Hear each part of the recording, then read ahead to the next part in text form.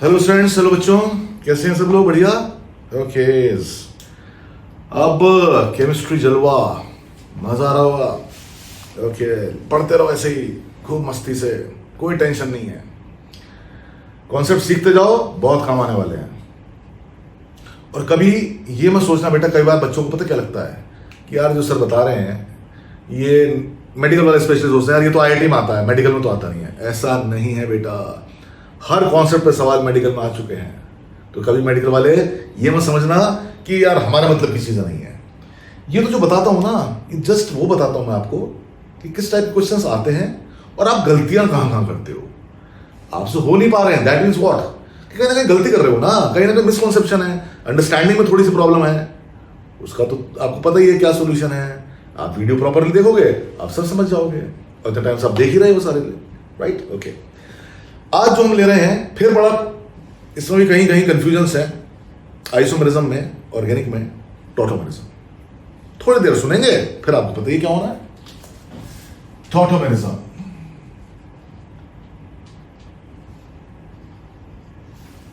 आइए सर, थोड़ा सा जल्दी से बताता हूं होता क्या था जी। एल्डिहाइड कीटोन्स जी, ये फंक्शनल ग्रुप ये alpha carbon, this is alpha hydrogen. C bond ये ट्रांसफर हुआ प्लस माइनस H प्लस, ये माइग्रेट हुआ। नजर बोर्ड पे रखेंगे सब लोग। CH2 double bond COH। मैं मैकेनिज्म की बातें नहीं कर रहा हूं, मैकेनिज्म में कैसे कैसे हुआ वो फिर पूरी डिटेल मैकेनिज्म की दी हुई है वीडियो में, अभी तो जैसे आपको आइडिया दे रहा हूं। तो होता क्या है, हाइड्रोजन मूव कर जाता है, एटम मूव कर गया, दिस इज टॉटोमेरिज्म बेटा।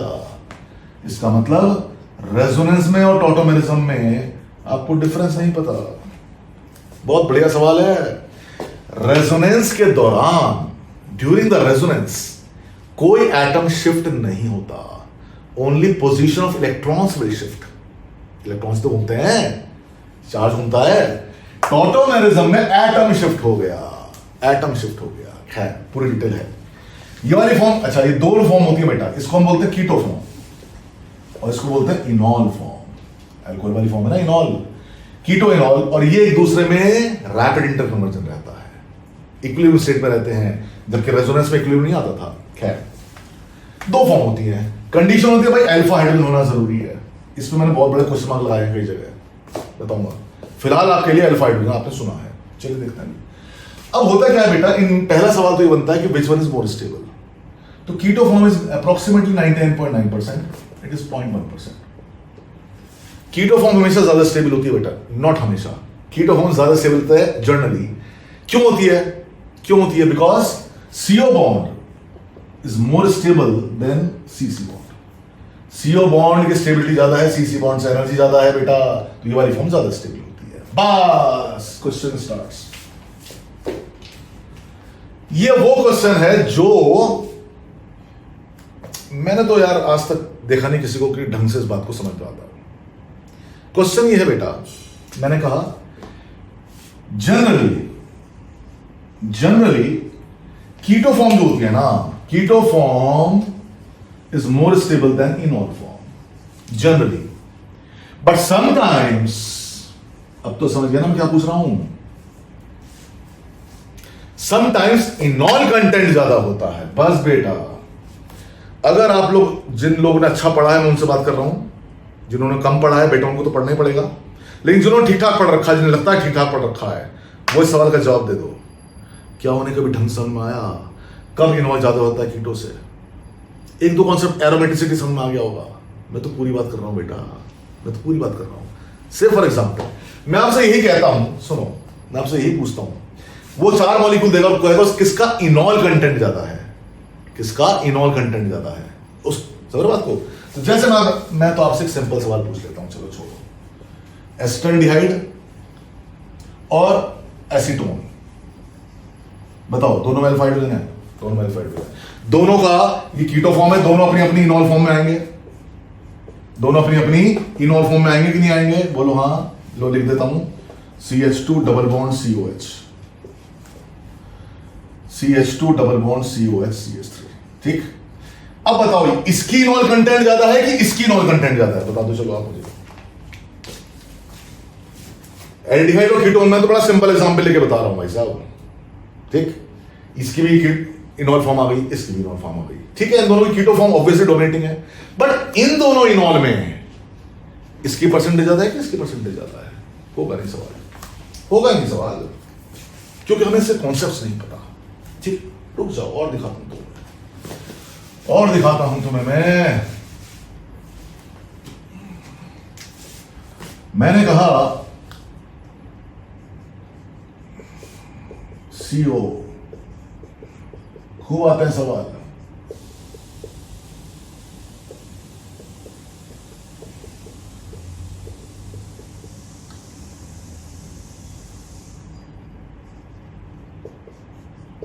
कुछ मॉलिक्यूल्स दे रहा हूं मैं आपको, और फिर वही पूछूंगा किसका इनॉल कंटेंट ज्यादा है, विच हैज मैक्सिमम इनॉल कंटेंट। मैंने फिर कहा है, जो लोग ठीक ठाक पढ़े हैं उनसे बात कर रहा हूं मैं। आइए, एक बार यहां नाइट्रो लगाया, एक बार यहां OCH3 लगाया, एक बार यहां H लगाया है, A, B एंड C। किसका तीनों टॉटोमेरिज्म शो करेंगे? बिल्कुल करेंगे, ठीक। ये कीटो फॉर्म्स हैं, इनके इनॉल बनेंगे। कौन मैक्सिमम इनॉल कंटेंट किसका होगा? A का या B का या C का? आप सोच के देख लो, आप लोगों को कॉन्सेप्ट ही नहीं पता होगा बेटा। आप सिर्फ एक एरोमेटिक वाला तो जानते हो।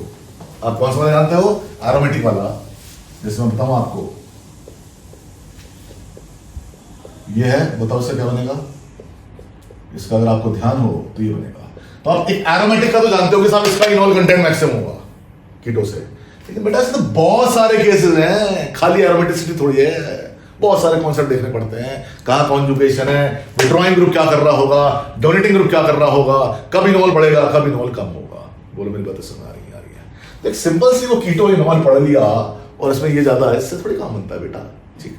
तीसरी बात, कहां गलतियां करते हो और बताता हूं तुम्हें मैं।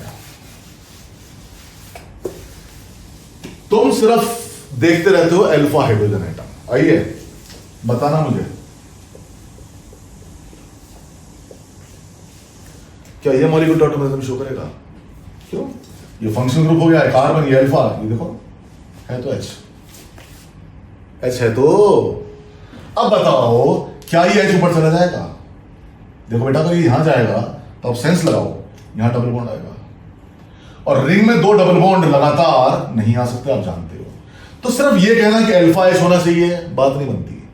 तो ऐसे अगर आप कुछ और चीजें देखोगे, कुछ वीडियोस देखोगे, टीचर्स जो भी आपके यहां पढ़ाते होंगे, उन्होंने एक बात लिखवाई है, उन्होंने X double bond Y, single bond Z और Z पे कम से कम एक H, सबने लिखवाया हुआ है बेटा। वही कहता है ये sp3 होना चाहिए। इधर आओ, X double bond Y, single bond Z और Z पे कम से कम एक H। देखना जरा, ये यूनिट आपको दिख रही होगी। यहां देखा अगर X डबल बॉन्ड Y, ये Z डबल बॉन्डेड था, समझ रहे हो ना, Z डबल बॉन्डेड था। तो इस बात का ध्यान रखना है कि Z मस्ट बी sp3, ठीक है, ठीक है। अगर किसी ने बहुत अच्छा पढ़ा है तो ये पढ़ा है। मैं तो चैलेंज देके पढ़ा रहा बेटा, कॉपी खोल लो, खोल लो रजिस्टर अपना। अगर तुमने बहुत अच्छा पढ़ा हुआ है तो तुमने ये पढ़ा है, बहुत अच्छा पढ़ा है तो ये पढ़ा है। आओ बताओ, बताओ ये मॉलिक्यूल टॉटोमेरिज्म शो करेगा कि नहीं करेगा? लगाओ हिसाब। X double bond Y, Z और Z पे एक H, लेकिन Z चूंकि डबल बॉन्डेड है, इट शुड बी sp3, तो आपके हिसाब से ये शो नहीं करेगा। करता है बेटा, करता है। गेम इतना आसान थोड़ी है बच्चे, मेरे बच्चों, कैसे समझाऊं तुमको मैं। ध्यान से पढ़ो बेटा, ध्यान से पढ़ो, ये रट्टे मत मारो। ये रट्टा लगवा दिया तेरे टीचर ने, X double bond Y, Z, Z sp3 होना चाहिए, H, समझे? तो बताओ, उस हिसाब से ये शो नहीं करेगा क्योंकि ये sp2 है, ये शो करता है। क्यों करता है, क्या करता है, फिर बताऊंगा। समझ रहे, समझ रहे हो? ठीक। तो कई बार इन गड़बड़ी होती है, और बताता हूं तुम्हें गड़बड़ी। ये तो खैर मैंने कहा ना, ये तो इन जनरल किसी को आता ही नहीं समझ में कब क्या हो जाता है।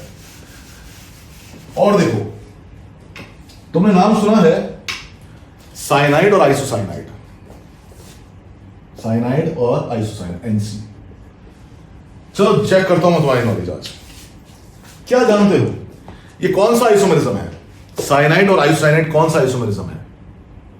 चेन, पोजीशन, मेटा, टोटो, फंक्शनल, क्या कौन सा आइसोमरिज्म है ये? बोले साइनाइड और आइसाइनाइड तो फंक्शनल आइसोमर्स है।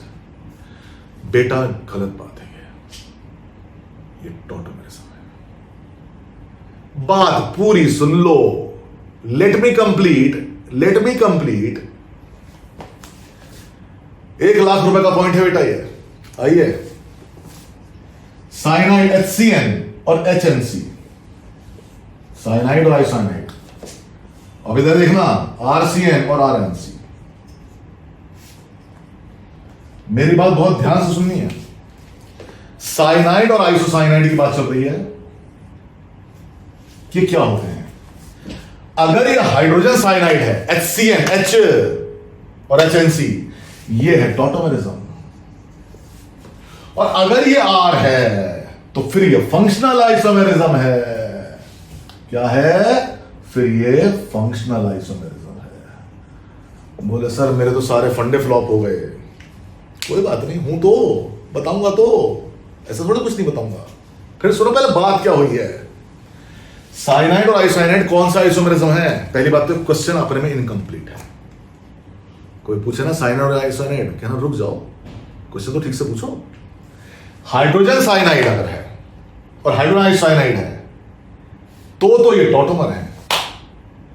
और अगर RCN, R मतलब कोई भी एल्काइल ग्रुप, और RNC है, तब ये फंक्शनल आइसोमर्स है। बोले सर ये क्या पंगा हो गया? आया मजा बेटा? मैं फिर कह रहा हूं, नो टेंशन, सुनते जाओ, एंजॉय करो। अरे ये क्या हो गया, ऐसा होना चाहिए, अरे ये क्या हो गया, राइट? तो अब ये कैसे होगा, कैसे नहीं होगा? टॉटोमेरिज्म में क्या क्या कंडीशंस है आप देख रहे हो, बहुत जगह गड़बड़ी होती है। कौन का इनॉल कंटेंट होगा, IIT में खूब आया है। और खाली एरोमेटिसिटी से काम नहीं चलता, आप सिर्फ वही समझते हो। तो फाइनली बेटा सारी चीज सीखनी है ना। 2 वीडियो बनेंगे बहुत सुंदर। तो डिस्क्रिप्शन बॉक्स में जाओ, लिंक मिलेगा, क्लिक करो, पहुंच जाना आइसोमेरिज्म में। और सारा आइसोमेरिज्म पढ़ो तो बेटर है। और बस खोल लेना टॉटोमेरिज्म, क्योंकि आप देख रहे हो ये फंक्शनल आइसोमर। इसका एक गेम और दिखाऊं तुम्हें मैं, एक गेम और दिखाऊं, आओ दिखा दो। बहुत जल्दी सुनना, बहुत जल्दी देखो। CH3 CHO, ये था CH3 ले लेता हूं। चलो CH2 double bond COH CH3 और CH2 डबल बॉन्ड CH2OH। इसको मैं ले लेता हूं यहां पर, ऐसे लिख देता हूं। आइए जरा देखो मॉलिक्यूल को ध्यान से, बताओ ये कौन सी फॉर्म है? कीटो फॉर्म है ना? हाँ बेटा कीटो फॉर्म है। ये कौन सी फॉर्म हो गई? इनॉल फॉर्म हो गई। ये इनॉल फॉर्म हो गई। और ये देखो ये भी कौन सी फॉर्म है? इनॉल फॉर्म है। नहीं है नहीं है बेटा, तो मैं अभी तक इनॉल समझे ही नहीं हो। अगर मैं 1 2 3 कर दूं, 1 और 2 टॉटोमेरिज्म है। 1 और 2 टॉटोमेरिज्म है। 1 के साथ जो 3 है, 1 के साथ जो 3 है वो फंक्शनल आइसोमर है। क्योंकि टॉटोमेरिज्म में इनॉल वर्ड होता है। इनॉल आपको सुना ही नहीं आपने। इनॉल डबल बॉन्ड पे OH, ये डबल बॉन्ड पे OH नहीं है। दिस इज नॉट इनॉल, ये इनॉल नहीं है। कहने का मतलब ये है, ऐसे बहुत सारे फंडे हैं, बहुत सारी बेसिक बातें जो आपको क्लियर नहीं है। फटाफट पहुंच जाओ। कहां पहुंचोगे? डिस्क्रिप्शन बॉक्स में आइसोमेरिज्म टॉटोमेरिज्म खोलो। बढ़िया बातें पढ़िए ध्यान से, उसके बाद सारे क्वेश्चन होंगे।